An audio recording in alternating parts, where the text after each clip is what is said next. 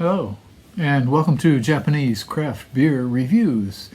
Today we're going to take a trip to Osaka Prefecture, to a city in the kind of the north end, almost up in the mountains of western Japan, and that is a beer from Minoh Beer Company.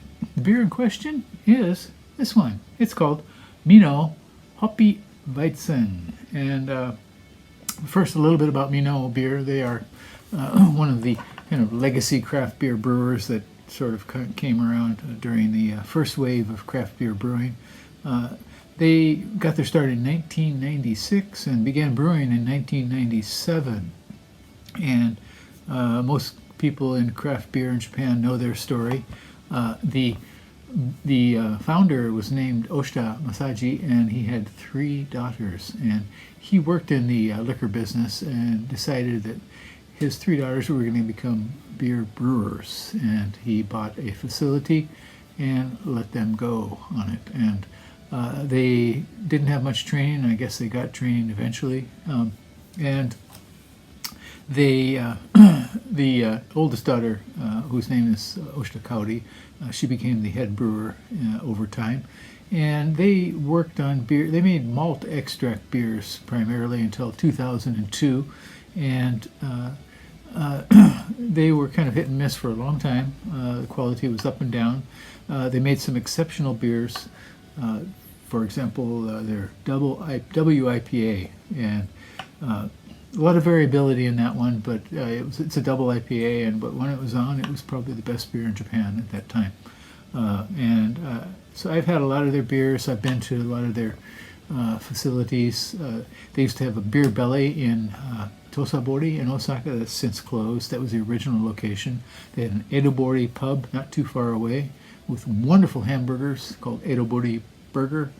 And now that's closed too. And now they have their primary facility is the warehouse, which is up in Minoh, and Beer Belly Tenma, which is in Tenmabashi section of Osaka, in an area which is just full of all kinds of pubs and izakayas. And they appear at a lot of beer festivals. In fact, I think I read that the main brewer, she attends over 100 different events during the year, in an average year here. So they're also well known for making use of a lot of local produce.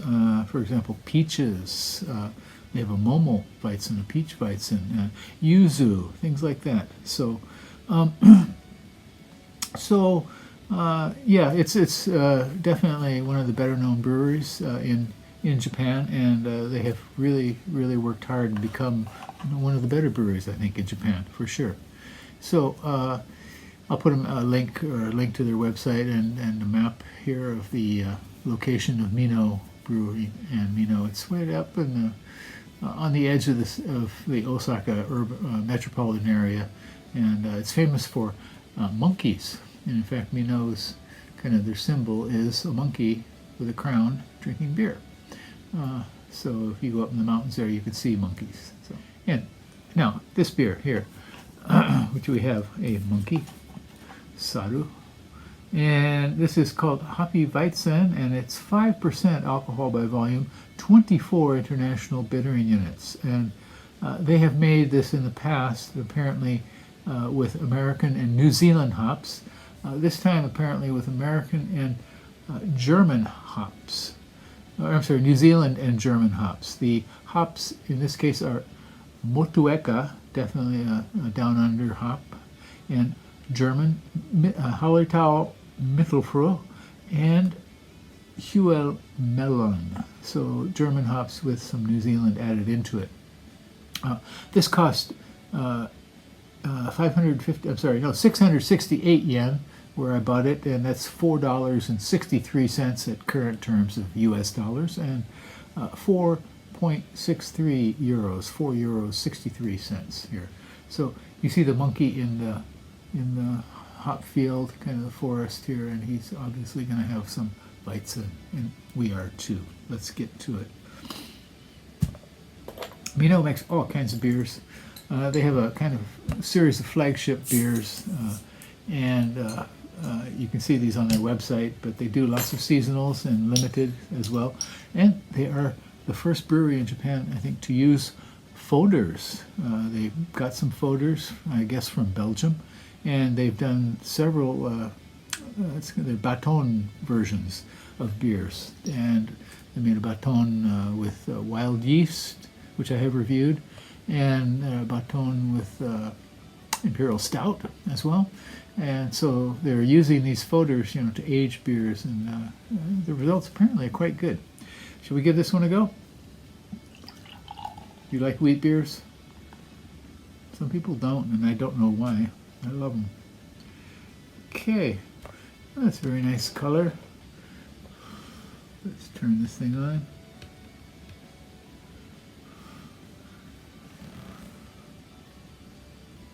Okay, can't quite see the carbonation, but I assume it's rising. Usually wheat beers have some substantial carbonation, and this one has a nice fat finger of foam.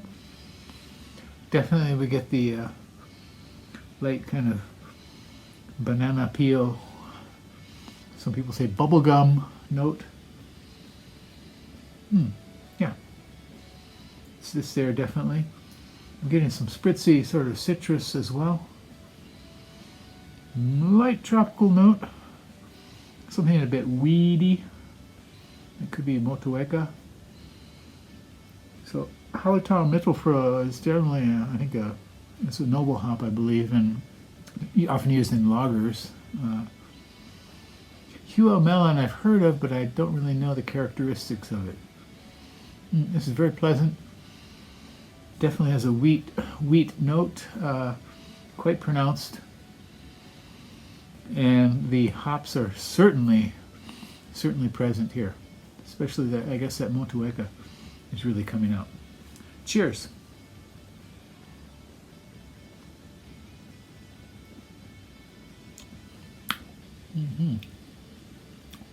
Okay.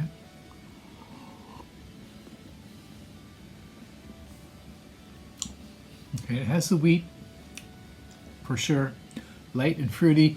Takes a kind of sourish hit in the mid palate, sour and bitter.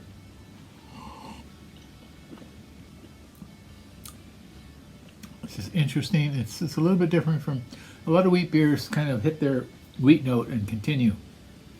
They don't take you on a big journey, but it's usually enough. And here we're changing gears in mid palate here.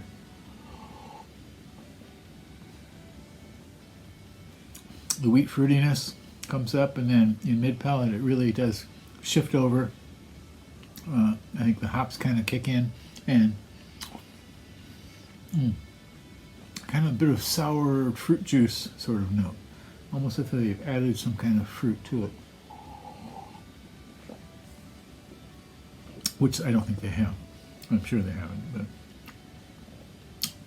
the ingredients are exactly malt and hops, foreign or imported malt and hops. I don't know what country it is the malt is from. This is very pleasant.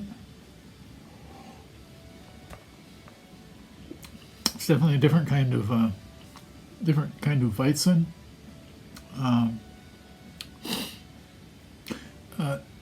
Schneider has a wonderful one called Mein Hopfenweiss. If you ever have a chance to try that, it's a hopped up Weizen. And I guess they're trying to emulate that.